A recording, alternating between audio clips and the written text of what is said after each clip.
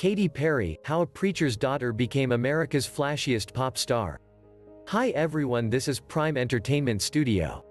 Welcome back to another amazing videos about how a preacher's daughter became America's flashiest pop star. But before we continue the video, make sure you subscribe, like and click the icon bell for notification so you never miss upcoming videos. Katheryn Elizabeth Hudson, better known as Katy Perry, is one of the most recognizable people in the world. Fans have seen the musician's journey from a budding choir girl into a huge superstar. However, the success didn't happen overnight, as it took years for her to get to where she is today.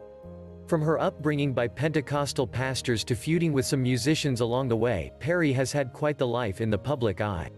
How much do fans really know about her transformation? She attended religious schools. The middle child of two siblings, she was raised by Pentecostal pastors, Christine and Maurice Hudson. The family helped set up churches across the country, with Perry attending religious schools along the way.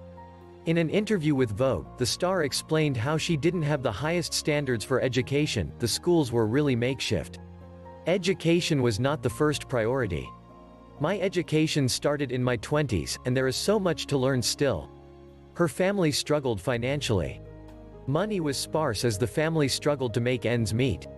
To have food on the table, the Hudsons would rely on food stamps as well as eating from food banks intended to feed the congregation at her parents' church.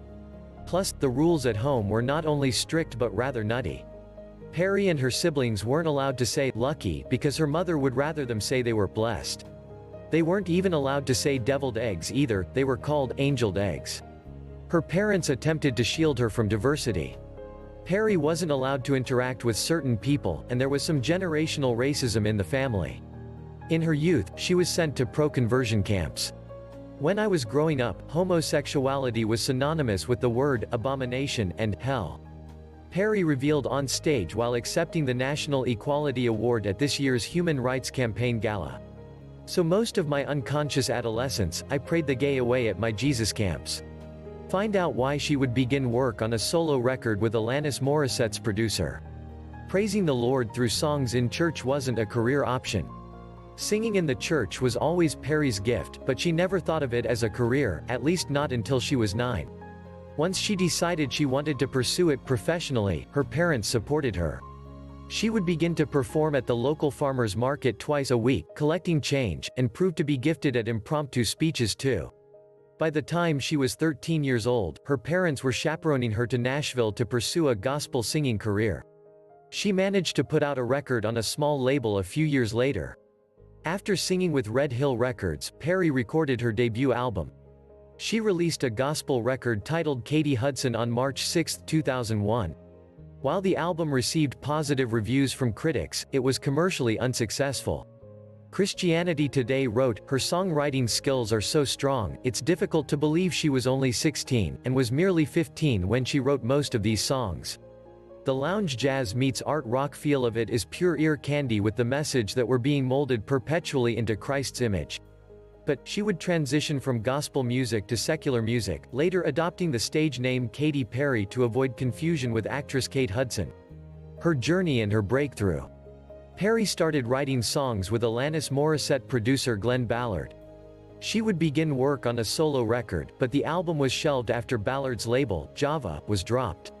He would introduce her to Tim Devine, an executive at Columbia Records, and she was signed as a solo artist. However, she would be dropped in 2006 as her record neared completion.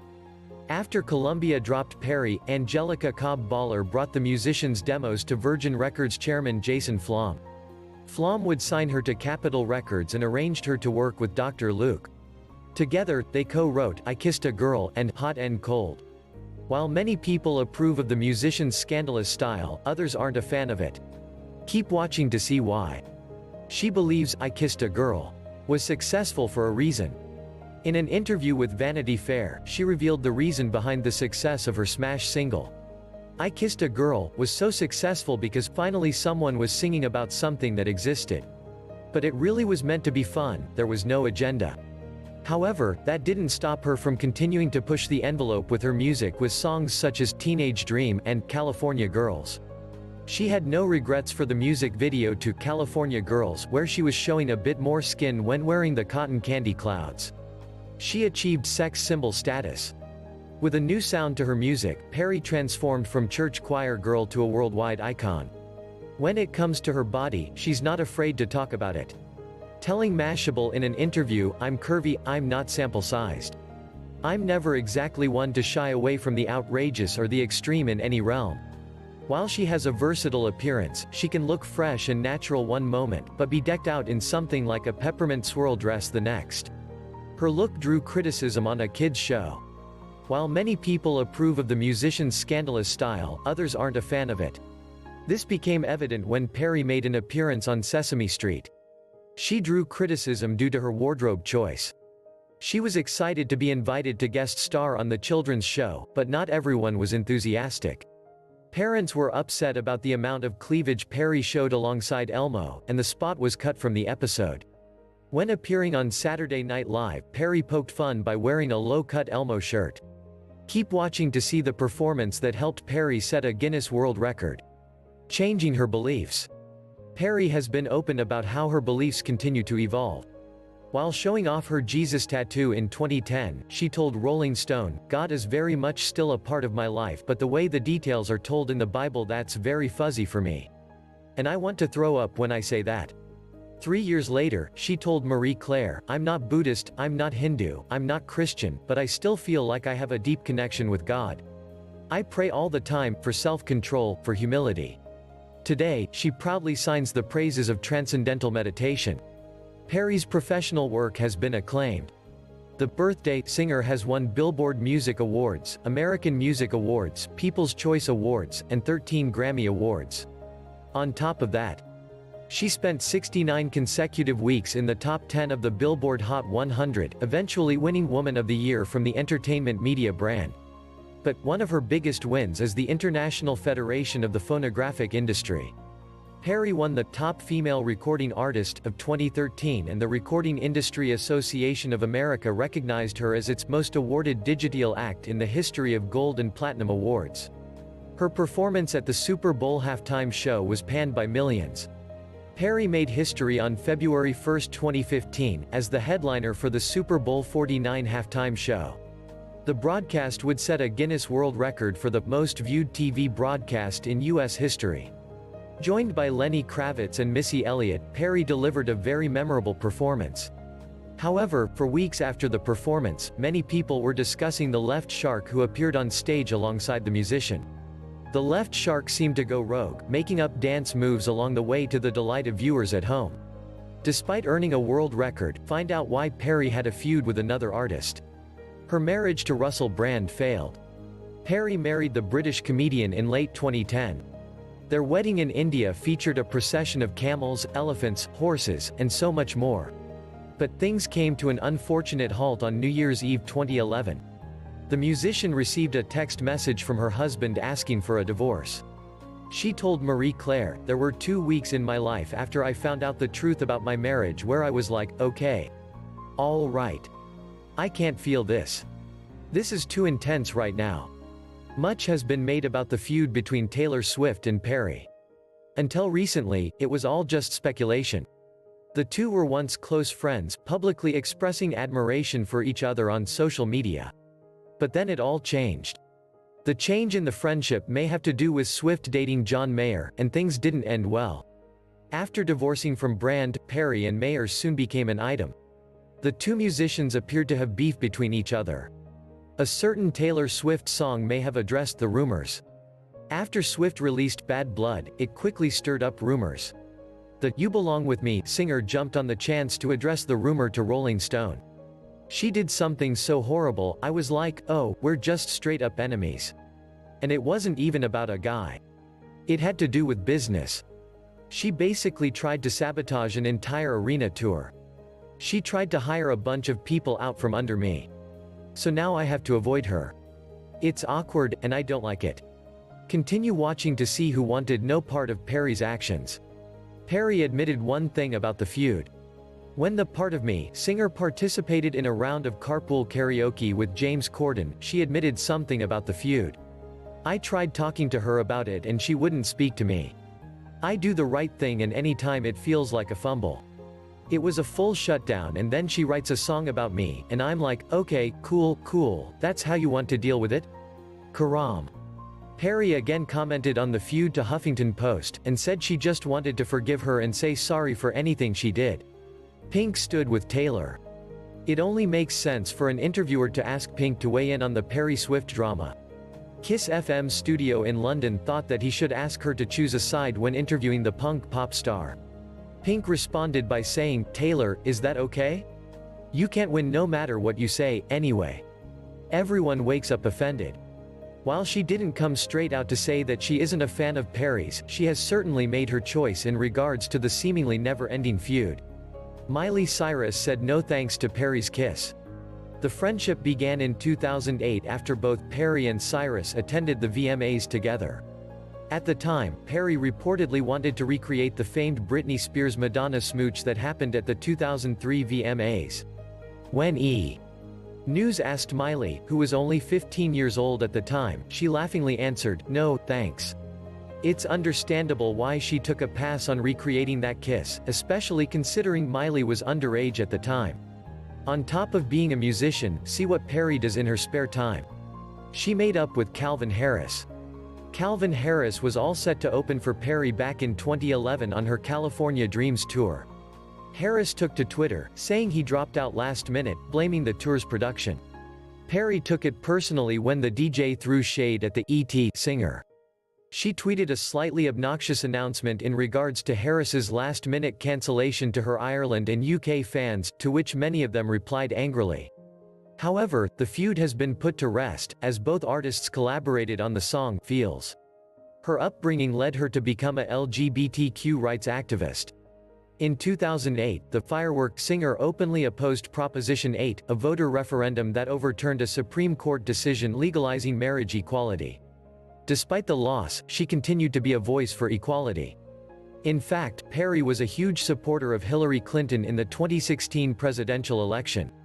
One of the reasons has to do with the candidate being a regular promoter for equality in the LGBTQ community. After Clinton lost the election, Perry went ahead and designed a shoe in her honor. On top of being an activist, she's a philanthropist too. 2013 was a big year for the musician. She teamed up with UNICEF to provide food and education to children in Madagascar. Plus, the Wide Awake singer became one of the organization's Goodwill ambassadors. She donated a portion of ticket sales from her Prismatic World Tour to UNICEF and teamed up with Staples to create Make Roar Happen, providing $1 million to Donors Choose with the mission of providing funds for classroom resources in public schools. Despite giving back, there's a reason why she continues to have a strange love life. Perry invited fans to follow through a confessional weekend. This gave fans full access to her life for 96 hours as she ate, slept, meditated, and underwent therapy. But during this time, she revealed a few things. She admitted she wanted to return to being more like Katheryn Hudson, and the struggles with being Katy Perry sometimes. The Swish Swish singer revealed a battle with depression, but on a lighter note, it seems as if the all-access weekend helped give her a boost. She officially became the first person to have more than 100 million followers on Twitter. She has 3 #1 albums under her belt.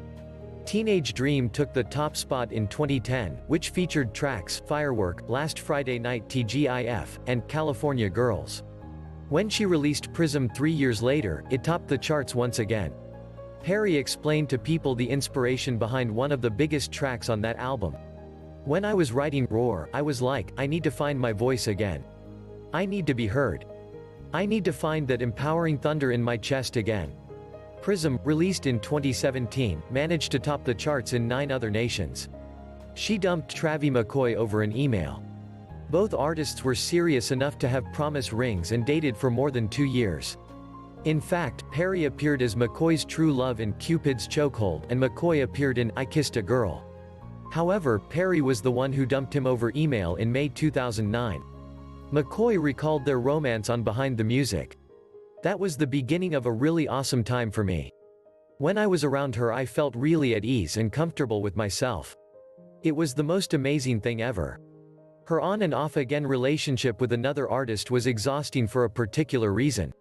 Karma came back to haunt her. 2 years after dumping McCoy over email, Russell Brand wanted a divorce via text message. Perry revealed to Vogue that her intense tour schedule for Teenage Dream was a factor in the divorce. However, there were some unnamed, sinister elements at play too.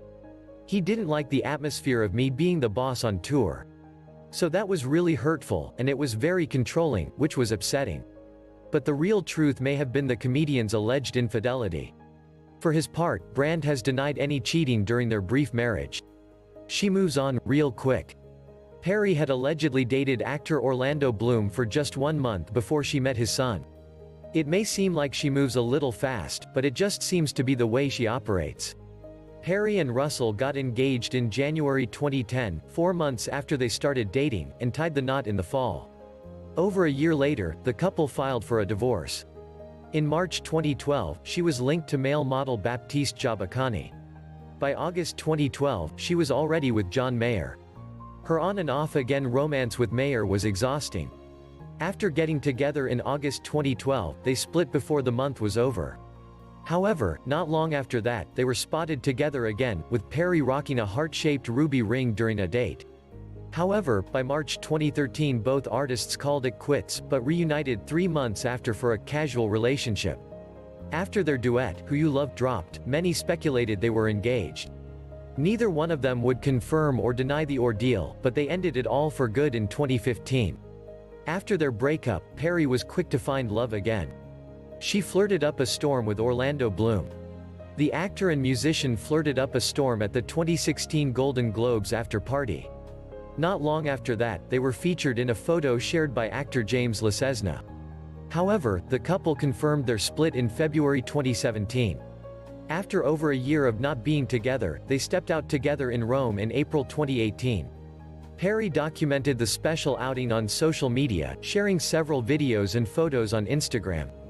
In the video, the singer also revealed that her mother, Mary Hudson, joined her and Bloom on their Vatican City outing. Was Orlando faithful to Katy? An insider told Radar Online that Orlando would never change his ways with hanging out with other women. He would still continue to hang out with his actor buddies, and there were always a ton of sexy women around. In May 2017, the Lord of the Rings actor was snapped by TMZ after hugging and allegedly kissing Selena Gomez. Plus, he was seen cozying up to Erin McCabe. Not long after that, he and Perry released a joint statement announcing they were finished, for now. They're engaged. Both the actor and the pop singer found their way back together. After their romantic getaway to Rome, they began dating again in 2018. Almost a year later, they had a very special Valentine's Day. The hot and cold singer shared a photo on Instagram as the couple celebrated their engagement. This will be both Perry and Bloom's second wedding.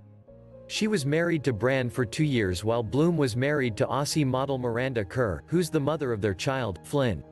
What did you think about Katy Perry family background and her personal life? Tell us more about what you know about her by sharing your thought in the comment section, and don't forget to like, share and subscribe to this channel. Thanks for watching.